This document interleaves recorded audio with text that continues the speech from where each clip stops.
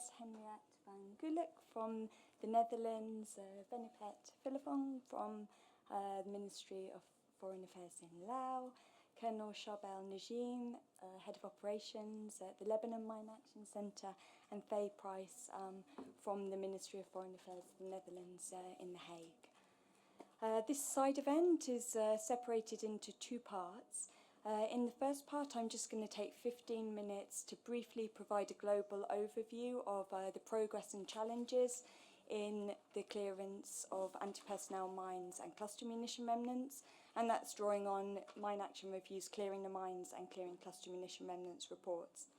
And then in the second part, which is the main part of the event, we'll explore the often overlooked but critical topic of coordination in national mine action programmes.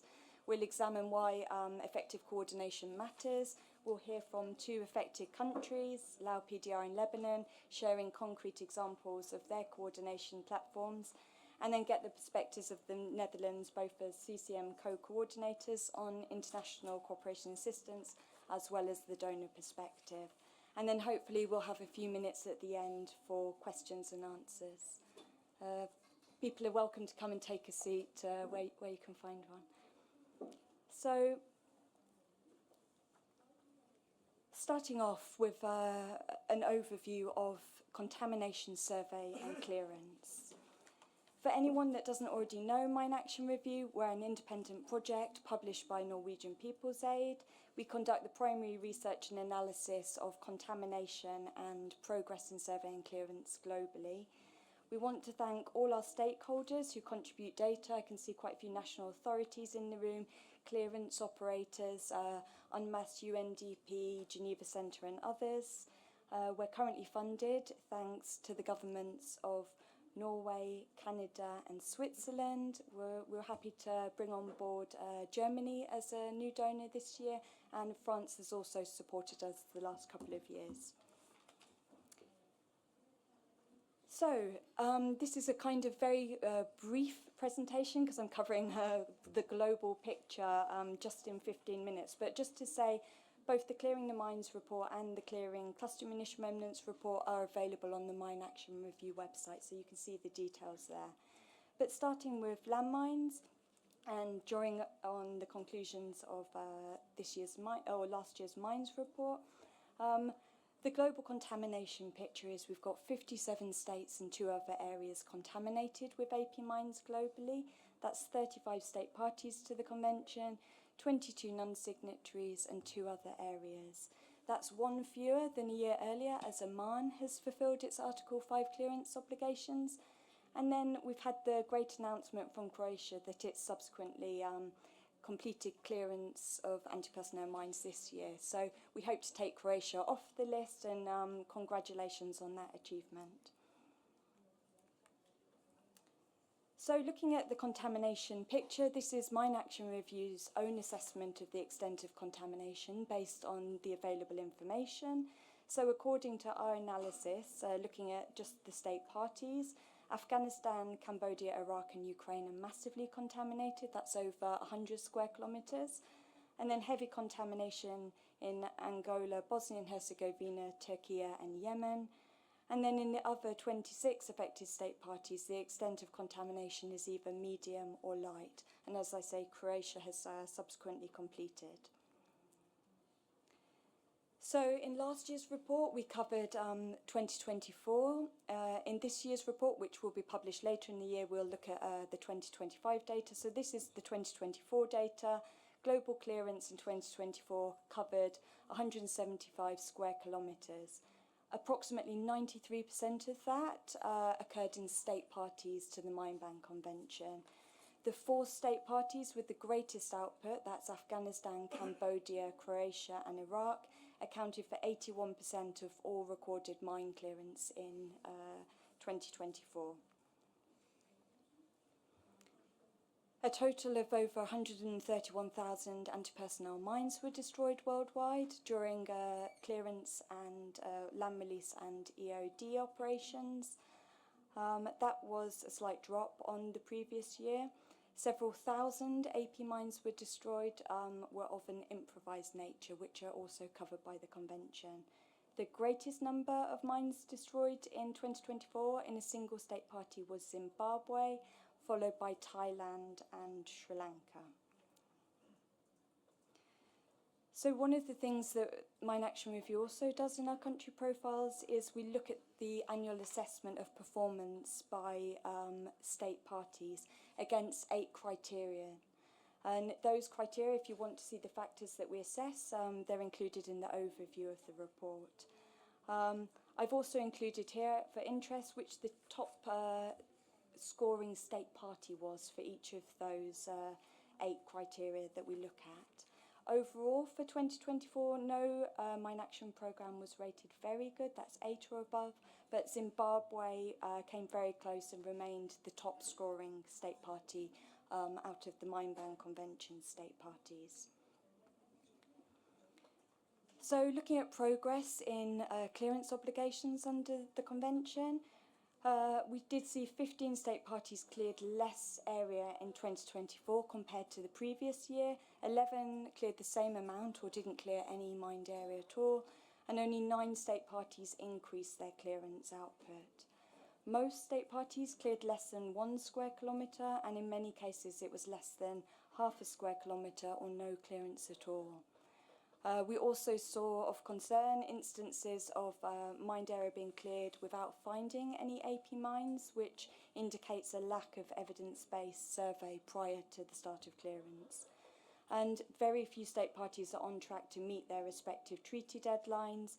We're seeing multiple extension requests annually to these deadlines. Last year, the meeting of state parties granted 14 extension requests under Article 5. There's no time, or there's not sufficient time to go through all countries, but I thought I'd just highlight a few key points from some of the state parties.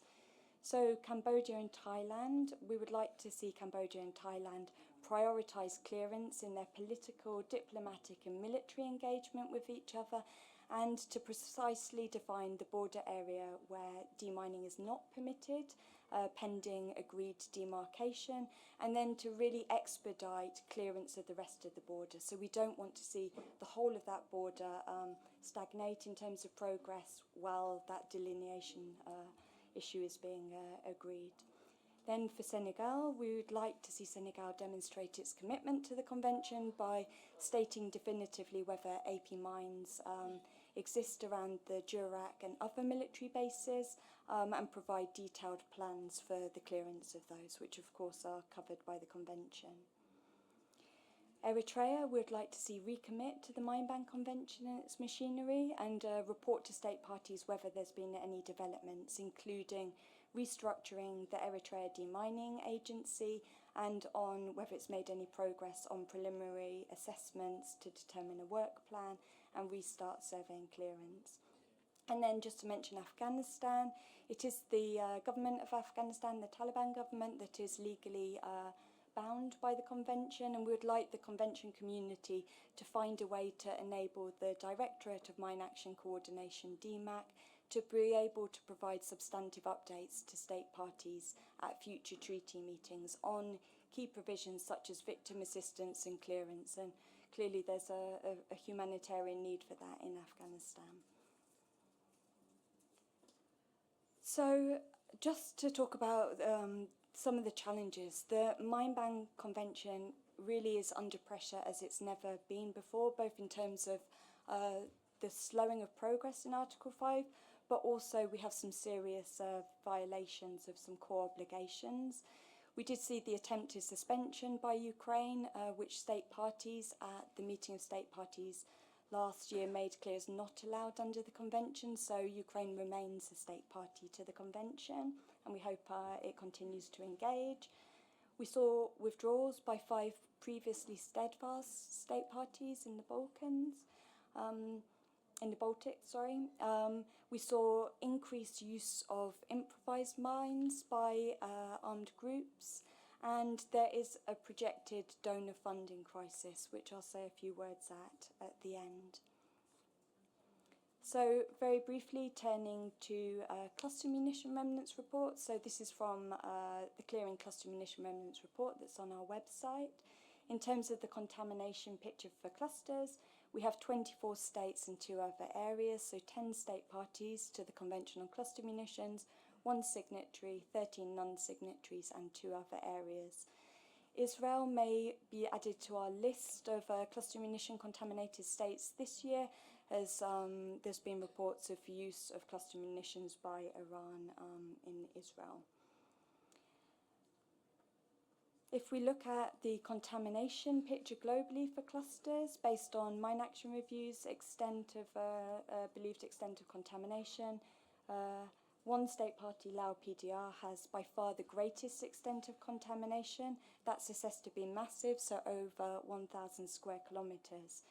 Non-signatories Cambodia, Ukraine and Vietnam also have huge but unquantified areas of contamination, as well as state party Iraq, which continues to identify previously unknown cluster munition contamination. The extent of contamination in the remaining 8 state parties, which are in bold, are highlighted, is either medium or light. The use of cluster munitions by Thailand in July of last year during the international conflict with Cambodia will have added to Cambodia's cluster munition contamination. Furthermore, we did see some new contamination of cluster munition remnants in Lebanon's existing baseline. That was a result of kick-out from ammunition storage areas of a non-state armed group. Then we have use of cluster munitions in the Ukraine conflict by Russia, but also to a lesser extent by Ukraine. So looking at cluster munition clearance, we saw almost 228 square kilometres cleared in 2024. That's a record high and an increase from the previous year. The 5 most heavily contaminated states in the world, that's Cambodia, Iraq, Laos, Ukraine and Vietnam, accounted together for 90% of all recorded clearance. And over 133,000 unexploded submunitions were destroyed during clearance survey and EOW. Lao PDR again cleared more cluster munition contaminated area and destroyed more submunitions than any other mine action program, and that again was a record high, up to over 71,000 submunitions in 2024. So looking at the performance, we also assess CCM state parties against those same 8 criteria. You can see the full results in our report. I just want to highlight it's great to see the national programmes of our 2 panellists as the top performing states in a lot of these criteria, including the 2 top states for gender and diversity, which is an important consideration. So we really encourage people, read the country reports, read those separate sections to get a really good example of what best practice looks like in states that are performing well. Germany was overall the top performing state party, and along with Lao PDR, Lebanon and South Sudan maintained a ranking of good. So challenges to Article 4 implementation. Laos saw an increase in clearance, and Germany and Mauritania also saw a small increase in clearance compared to the previous year, but then the remaining affected state parties all saw a drop in output, or their output remained the same. 4 state parties, that's Afghanistan, Chad, Chile and Somalia, didn't conduct any clearance of cluster munition contaminated area in 2024, which is of concern.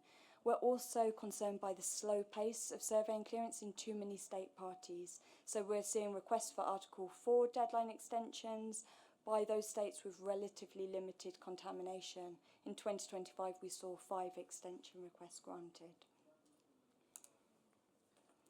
So the outlook for CCM implementation, unfortunately no state parties are on track to fulfil their obligation by the 3rd review conference, which is taking place in Vientiane this year.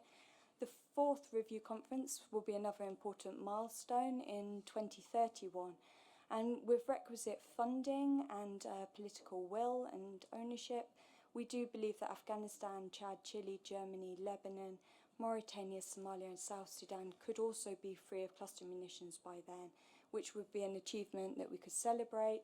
Of course, it also depends on the security situation and having access to those areas in, for example, Chad and Somalia and also Lebanon.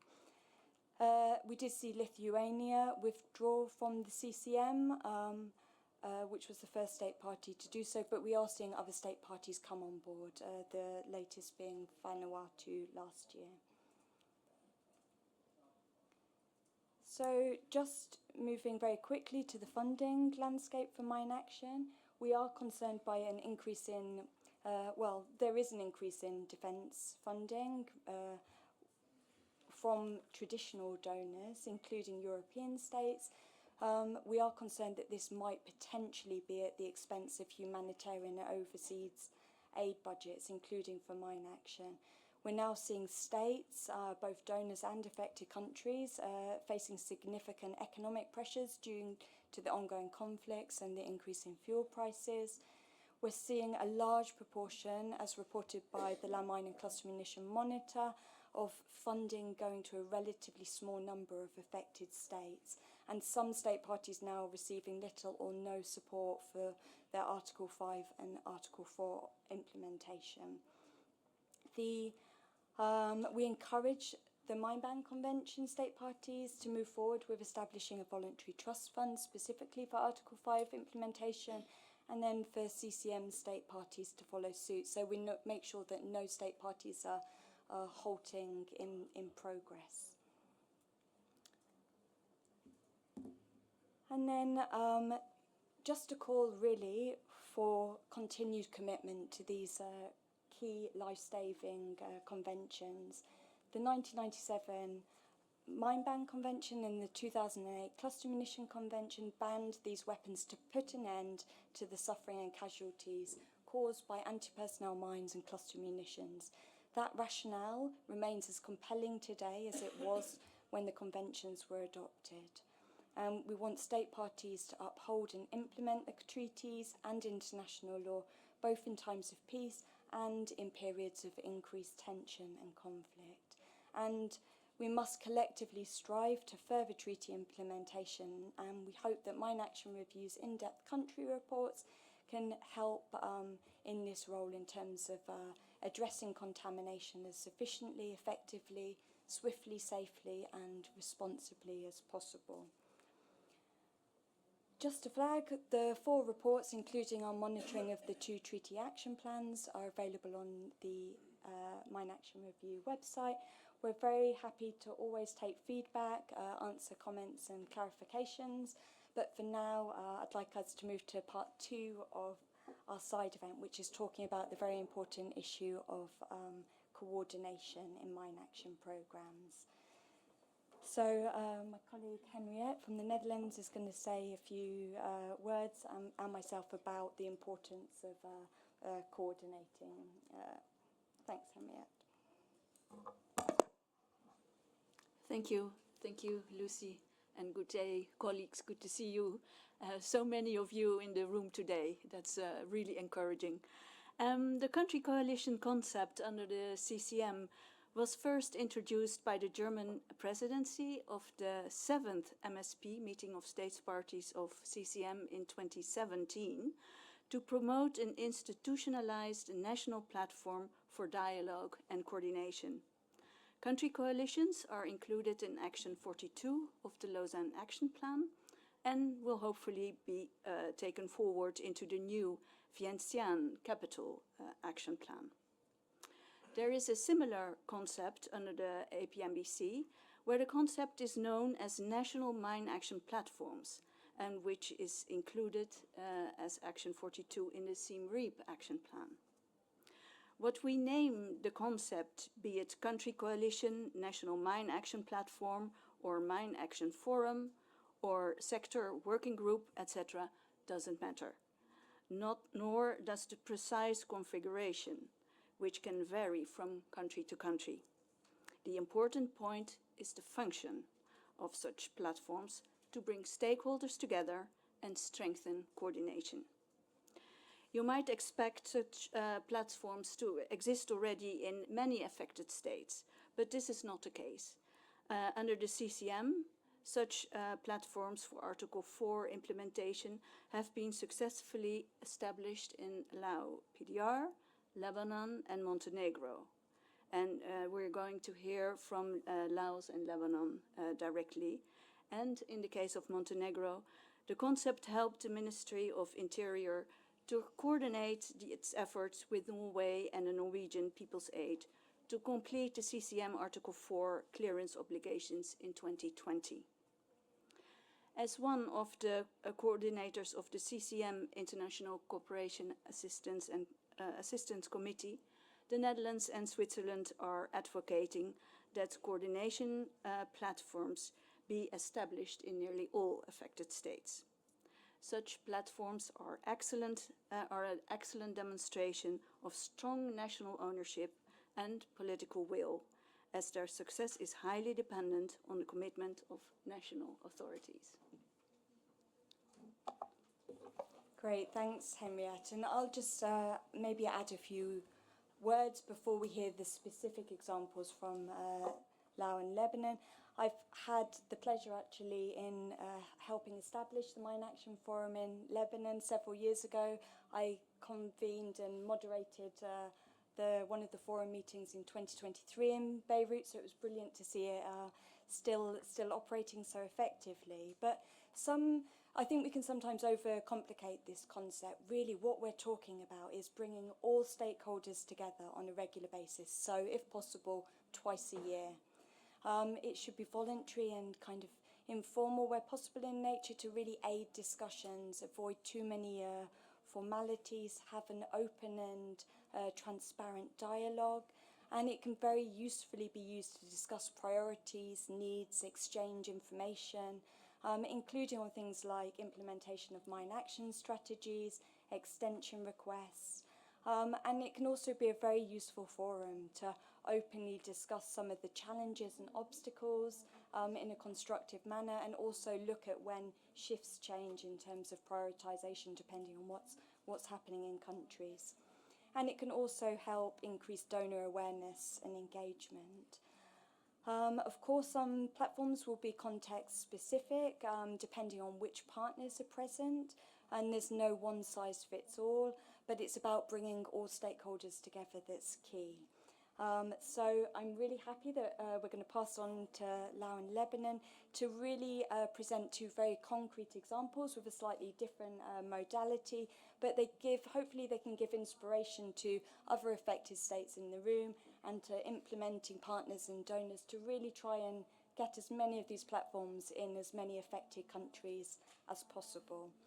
And then, so at that actually I'll just hand over to Venipet, who's going to present on Laos model.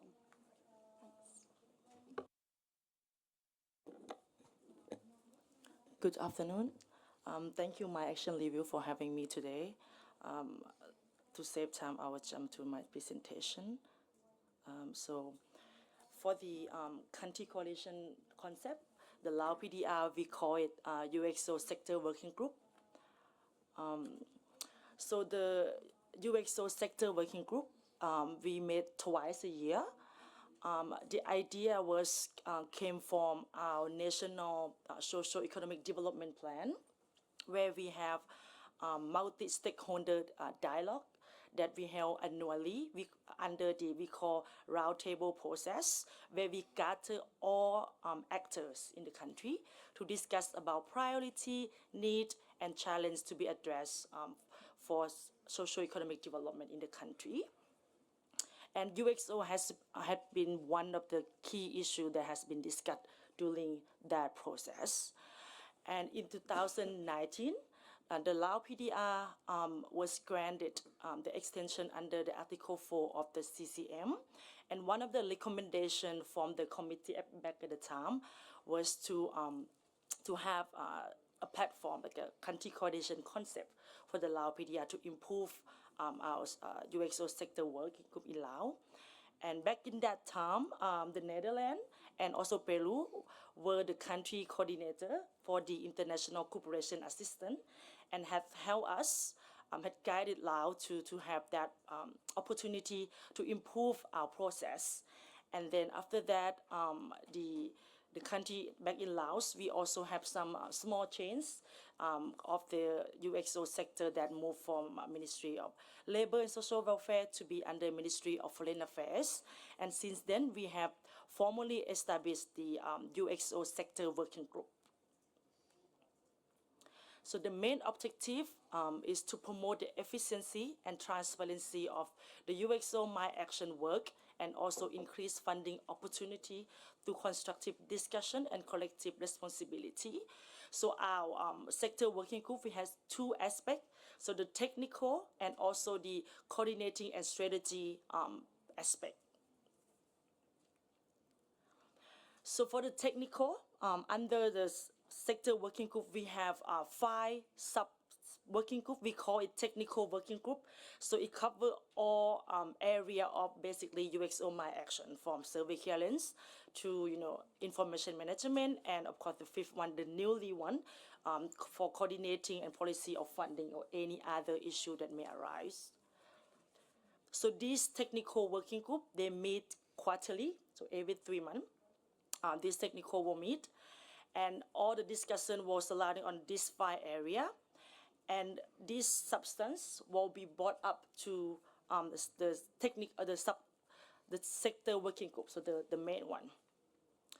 And this technical working group has also been reformed when it moved to the Ministry of Foreign Affairs. So since 2024, before we have the technical working group separately. So one survey and hearings, another one, the second one victim assistance, the third one EORE, and so on. So people kind of have to go to all these meetings throughout the year. So too many meetings throughout the year. So in 2024, we grouping them. So we make it more mainstreaming. So we make it into one kind of technical working group, but we have separate session. And then we have the plenary, where everyone can share what they've been discussed to each component of the UXO My Action work in Lao PDR. And another change that we made, we also have put into co-sharing. So before, the government of the Lao PDR, represented by the National Regulatory Authority, always the chair of the technical working group. But now we have co-share. So every technical working group, we rotating alphabetically. We co-sharing, I think from NIA co-sharing with the first one would be the local NGO, it's called COPE. I think the second one we also have a Hello Trust, and then HI also follow suit.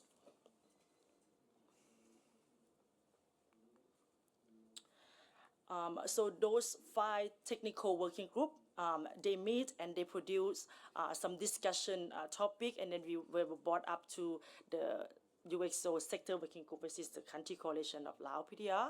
So the main stakeholder, of course, the government. The government also consists of all line government, all line ministry, including the local authority. Recently, we participated online, also including Youth Union and Lao Women Union. So inclusiveness is our keyword, that would be. Of course, the donor community and also international organization operators. Before 2024, our sector working group kind of limited only for the donor country or the international organization that directly involved in the UXO work in Laos. But now we open to everyone, not just the partner that already partner, but open to new partner to listen, to share information with us.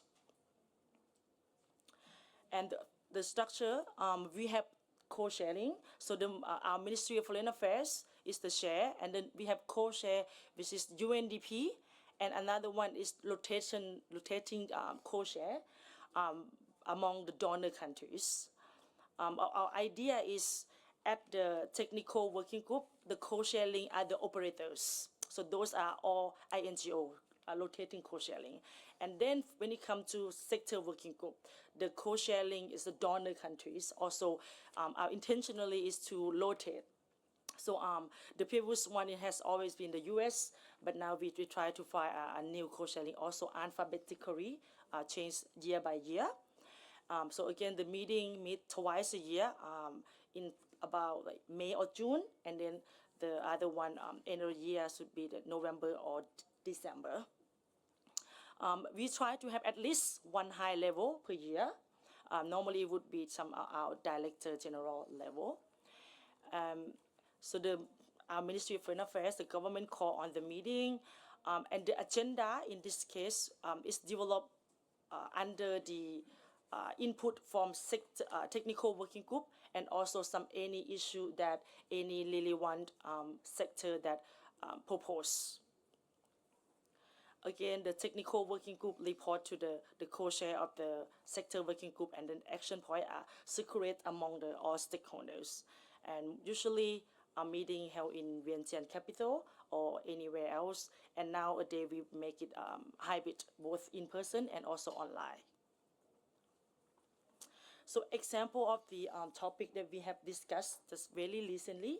So our agenda, usually we discuss about the progress and challenge and way forward of our current annual work plan, including the implementation of our national socio-economic development plan, our national strategy to address UXO problem, and of course the SDG 18, and including the obligation under the CCM.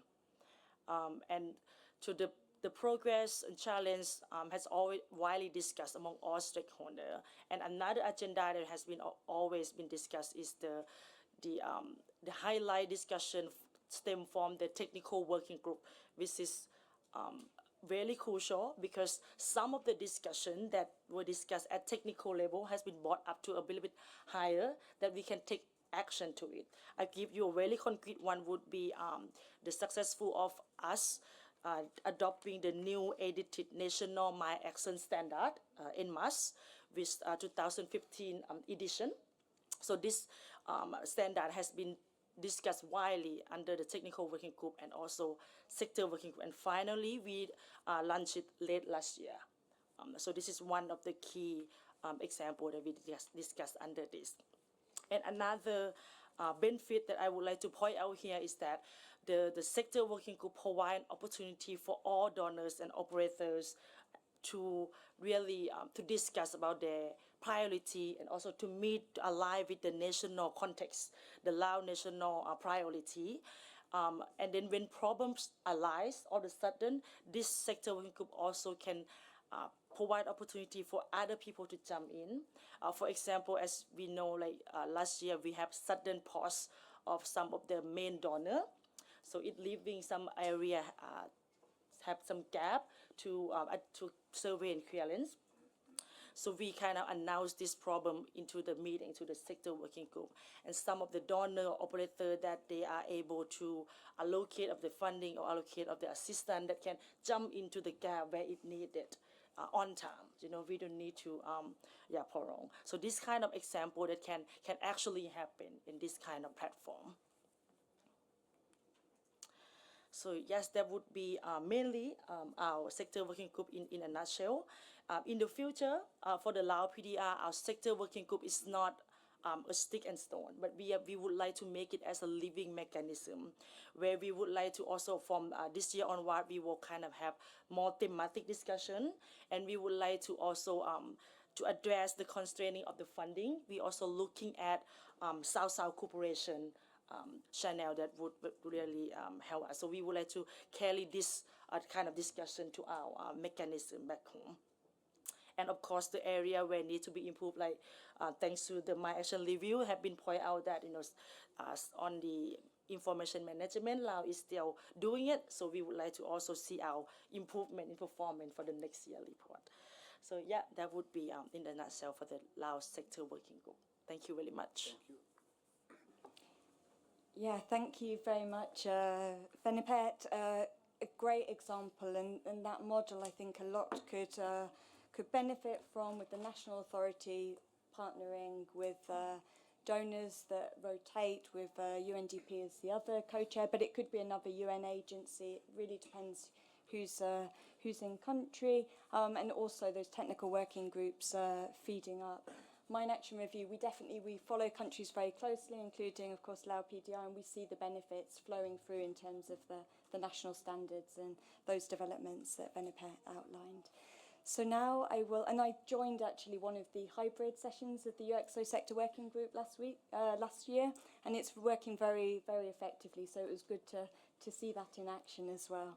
So now I'll pass over to Colonel Najim, Head of Ops from the Lebanon Mine Action Centre. Thank you. Thank you. Good afternoon, everyone. It's a pleasure to be with you today. First, I would like to thank Lucy for the opportunity to share Lebanon's experience with the Mine Action Forum, and I would like to thank you for your participation as moderator in one of our forums. I would also like to thank all colleagues and partners who have contributed to this work over the years. What I would like to do in the next few minutes is quite simple. I will briefly explain what the forum is, how it works in practice, and why it has been useful in Lebanon. Because in the end, what makes this forum interesting is that it's not simply a meeting format. It's a practical way of turning coordination challenges into shared action.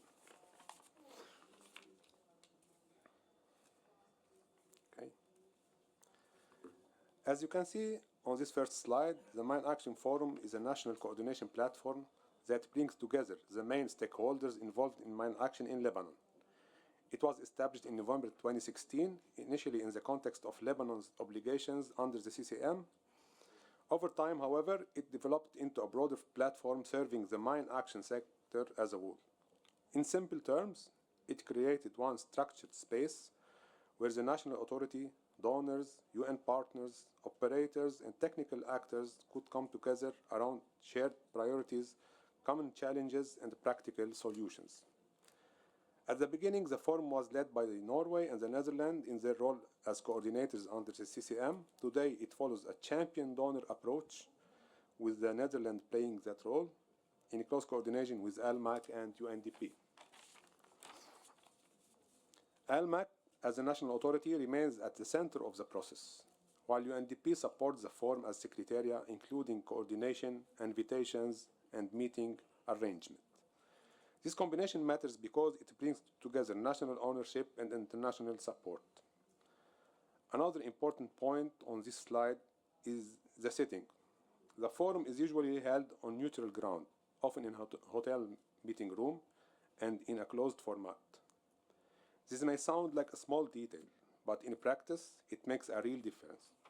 It helps create a professional and trusted space where participants can speak openly, discuss sensitive issues frankly, and focus on substance. And I think this is one of the reasons the forum has been valuable. In many contexts, the challenge is not the lack of commitment, but the lack of one trusted space where priorities, constraints, and action points can be discussed together. So, the main point here is that the forum is more than a meeting. It's a practical coordination mechanism that brings the right people together in a way that supports trust, dialogue, and follow-up. Now, once the structure is in place, the next question is naturally, how does it actually work in practice? The second slide shows the practical side of the forum. And in many ways, this is where the strength lies. The value of the forum is not only in who attends, but also in how it's organized. In its earlier years, it was held twice a year. Today, it's generally convened once a year at a higher level, with technical working group meetings continuing throughout the year. This helps maintain both strategic direction and regular follow-up. The process itself is quite straightforward. First, participants review the action points agreed during the previous cycle. This allows everyone to look at what has been completed, what is still in progress, and what remains pending. Second, the discussion moves to the main issues facing the sector. This may include operational challenges, technical matters, funding concerns, policy questions, or new developments that require collective attention. Third, participants agree on a new set of action points for the next period. These are documented, shared with stakeholders, and then reviewed again in the following cycle. So this is not a forum for discussion only. it's designed to support implementation, and this is one of its key strengths. It connects discussion with action and action with follow-up. As the slide also shows, participation is broad. The forum brings together ALMAC as a national authority, donors, embassies, UN agencies like UNMAS, UNIFIL, national and international NGOs, support partners, and the Lebanese armed forces, and all other relevant stakeholders. Depending on the agenda, technical experts may also be invited when needed. This broad participation matters because it allows strategic, operational, and technical perspectives to meet in one place. The scope of the forum has also evolved over time. While it began with a focus on cluster munition clearance under CCM commitments, it now covers the wider mine action agenda. This includes land release, clearance, EORE, victim assistance, national standards, information management, treaty reporting, and funding gaps, and other emerging priorities. And this is important because the forum has not remained fixed. It has evolved over time, and that's part of why it has remained relevant. What I have shared here, of course, is only the visible structure in practice. Much of the value comes from the trust, the discipline, and the follow-up behind it. This brings me to the final point, which is why this has mattered in practice. This slide focuses on the value of the forum. The forum has helped improve the way the mine action sector works together in Lebanon.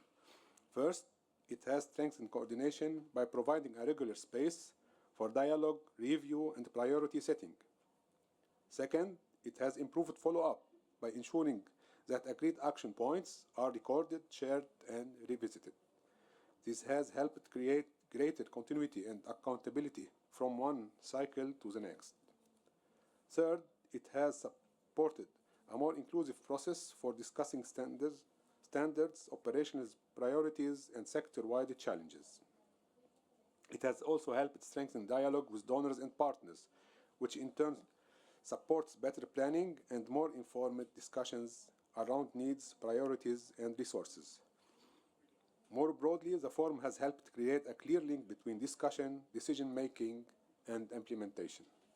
That is, in many ways, is where its real value lies. Lebanon's experience also offers a few practical lessons. The first is that strong national ownership is essential. A platform like this works best when the national authority leads the process clearly and consistently. The second is that inclusion matters. When the main actors are part of the discussion, the outcome is usually more realistic, more balanced, and more credible. The third is that structure matters. A forum becomes much more useful when it's built around review, focused discussion, clear action point, and regular follow-up. And finally, continuity matters. The real benefit does not come from one meeting alone, but from sustained engagement over time. The value of this experience is not only in what Lebanon has done, but also in the fact that parts of this model may be adapted in other contexts as well. I think that is also what makes this topic worth discussing beyond Lebanon itself. Because beyond the format, the forum offers useful lessons on ownership, coordination, and how to keep dialogue linked to implementation. And thank you. Thank you. Yeah, thank you very much, Colonel Najim. Another brilliant example of that format that really has yielded results that, again, mine action review seen, strengthening of standards, prioritisation, and like you say, to remain flexible, especially with the changing context and priorities that we're seeing in Lebanon. Yeah, maybe I'll say a few words at the end, but now I'll pass on so that we can hear a donor perspective on coordination and national platforms. So I'll pass to Faye Price from the Ministry of Foreign Affairs in the Netherlands. Thank you. Thank you. Hi, everyone. So like Lucy mentioned, I would like to share a few observations from the donor perspective. as already mentioned, since the Netherlands is also the co-chair of the Mine Action Forum in Lebanon. So first of all, from a donor perspective, what we really look for is strong national ownership and political will from national mine action centers and authorities. Coordination platforms are a very practical way to make sure everyone is aligned and moving in the same direction. At the same time, we sometimes see a hesitation to raise certain challenges or sensitive issues in front of donors. There could be a perception that these discussions should happen behind closed doors.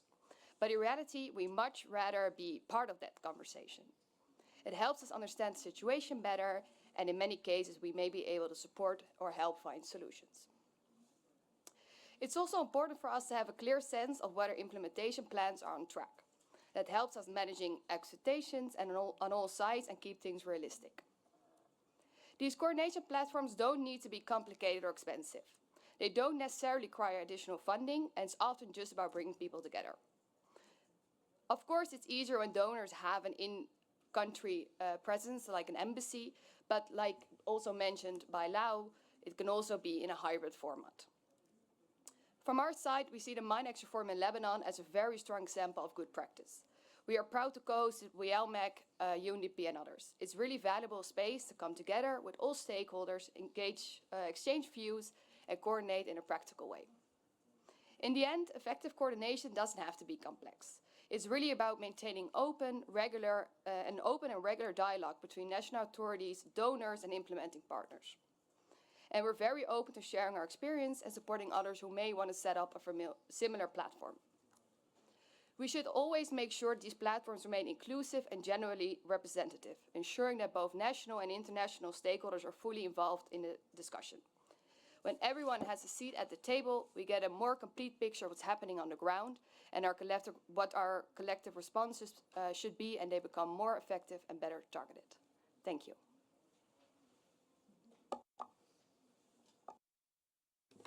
Great, thank you very much indeed, Faye. I don't think there's much to add, actually. I think it's been very comprehensive with the two examples, with that donor perspective. Like Faye says, it's not necessarily about, in fact, it definitely isn't about there needing to be more funding. It's about actually convening together everyone. So it might just be hiring a hotel room, the refreshment costs. This is what we're talking about. We would like to see national authorities, like both our panellists have said, that's a key element, that national ownership, but working with their donors and implementing partners to really set up these platforms. And there's a wealth of experience from the cases of Lao and Lebanon, Netherlands. Before the Netherlands, Norway was co-chairing the Mine Action Forum in Lebanon. So yeah, reach out if you're interested in setting up such a forum. So with that, I think in the interest of time, we will leave it there and then maybe open the floor up to questions, both in terms of Mine Action Review's presentation or to the panellists about coordination platforms. But before I open up to questions, I just want to offer my colleague Sylvia, who is from Switzerland and the fellow co-coordinator for international cooperation and assistance, together with the Netherlands under the CCM, for a couple of comments. Thanks. Thank you so very much, Lucy, and good afternoon, Excellencies and colleagues. Yeah, for the period of 2025 to 2026, the Kingdom of the Netherlands and Switzerland are the coordinators for the implementation of Article 6 on international cooperation and assistance of the Convention on Cluster Munition. As Henriette already mentioned, the particular focus of our work is the promotion of country coalition mechanism, and we thereby are concentrating on exploring the possibility of establishing new country coalitions. We so far held consultations with Mine Action Review, as well as with UNDP and both directors of the implementation support units of the CCM and the APMBC. And thanks to these exchanges, we so far gained valuable insights into the functioning of country coalitions, as well as important advice to support our efforts to facilitate the establishment of new country coalitions. On the margin of last year's meeting of states parties of the CCM, we convened joint meetings with states for whom country coalitions could prove particularly beneficial. And during these meetings, we presented the concept of country coalitions and provided tailored guidance on possible next steps should these states decide to pursue the establishment of such frameworks. And this year, we are following up on what we have started last year, and we are continuing our work on developing potential country coalitions. So in this context, we stand ready to support both affected and donor countries wishing to establish country coalitions and remain available to answer any questions you may have in this context. Thank you. Great, thank you very much, Sylvia. So we'll open the floor up if people have any questions or comments or feedback on what you've seen presented, or if you've got examples from your own country. I know sometimes there's things like Mine Action Area of Responsibility meetings. They're slightly different. It is a coordinating function, but we would really like to see something that's co-led by the national authorities and rather than just purely a UN or MAS meeting. But yeah, interested if there's any questions or comments.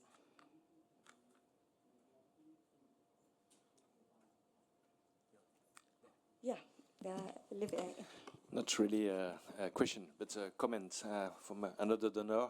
I'm Olivier, I work at the US Embassy in Lao PDR, and I just want to confirm what Venfed said. We work very well together. I think it gives a good working environment for our different stakeholders. I think we have a good and quite big program and relatively good US funding in Laos. I think we really appreciate the fact that we can have an open discussion when we have an issue, and we have sometimes issue. We can collaborate directly with the Ministry of Foreign Affairs or with UNDP as well. And I think also what is good in the UXO sector working group and the sub-technical working group is that it's quite flexible as well. Like for instance, we put all the technical working group on the same day, but we were thinking that for information management, it's good to have a dedicated technical working group, so we do one day before. This way all the stakeholders can still participate on the IM, and just to complement what has been said before. Thank you. Yeah, thank you very much, Olivier. I think as well, just on that point, I mean, in the case of Lao, I know that the donors are very active in country, but in smaller programs sometimes, the funding often goes through international operators. So these forums are a really good way for the donors to actually have a relationship with the national mine action authorities and to meet collectively. And also as a way of bringing potentially other donors on board. It helps when there's an active embassies on the ground, and it's a good way for donor states to involve their embassies that are in country and really engage on the issue of mine action. But in some contexts, we do know that that's not possible because of security conditions. So the hybrid model also works well. It doesn't have to be in person. It's preferable, but not always possible. Yeah, Tamar, thanks. Thanks, Lucy. Very interesting presentation. I'm with the ICBL, and we are also very much in favor of promoting the country coalitions, and we've talked about it and how challenging it is in other contexts to create them. And I was wondering if you or anyone else might be able to put your finger on why it's difficult in some contexts, security situation apart, but given it sounds so obvious as a beneficial arrangement for the country, like a no-brainer. So where are there areas of resistance, or maybe on a more positive level, is there an example that either one of you could think of from your own situation where you resolved a very concrete issue that you could mention that might not have been possible without the country coalition? Thanks.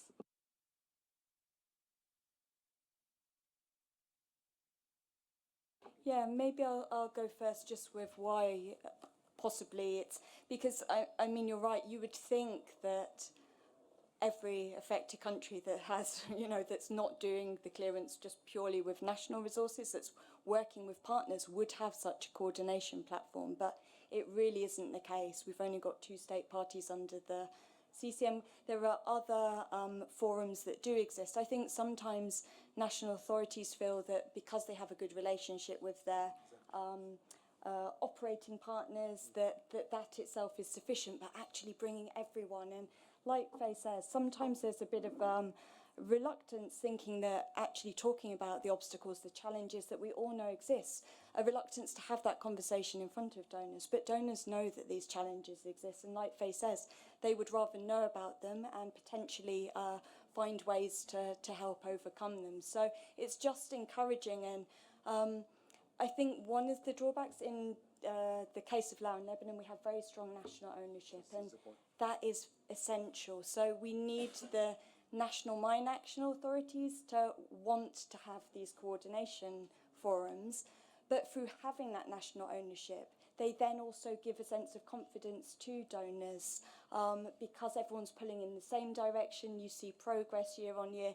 You see the flexibility of those models. So I think there's a reluctance. I think there's a bit of a misunderstanding because of the terms. Are we talking about country coalitions or under the Mine Ban Convention, national mine action platforms? It doesn't really matter. It's equally as applicable to states not party as well. Syria, for example, would really benefit in that complex operating environment from now having something that brings together all stakeholders. And I don't know if would you like to say a few words, Faye? Yeah, and maybe to add what I mentioned as well, I feel like there's also a perception that these things look very complicated at the beginning, and I feel like a lot of states are hesitant to start something because it looks complicated, how are we going to arrange it, etc.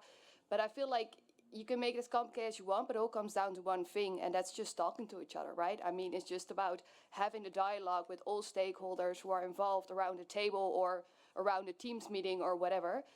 It doesn't have to be complex, and I feel like we might have some hesitation, well, because it sounds big, it sounds complex, but in fact, it's just let's talk to each other and just do it, I guess.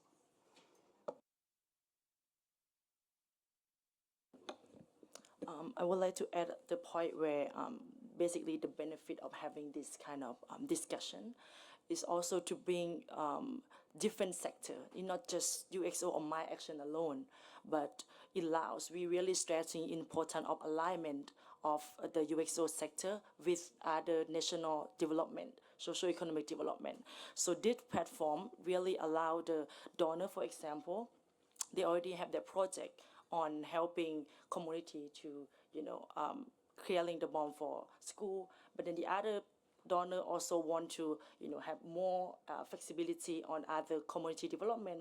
So this actually we bring all stakeholders to talk to each other to kind of maximize the resource that we have. So this platform has served just like that to maximize the resource that we have to use this for UXO clearance that also align with socio-economic development. So, yeah.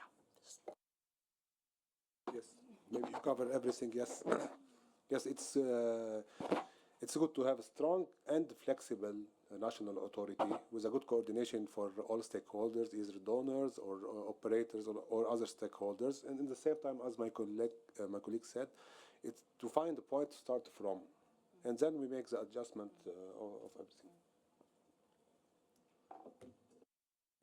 Excellent. I think we're out of time now, so maybe we'll wrap up and close there. But I'm sure the panelists and Mine Action Review, we're very happy to take questions or to discuss further in the margins of this week's NDM meeting. So with that, I'd like to thank the great presentations here today, and thank you all for attending the side event.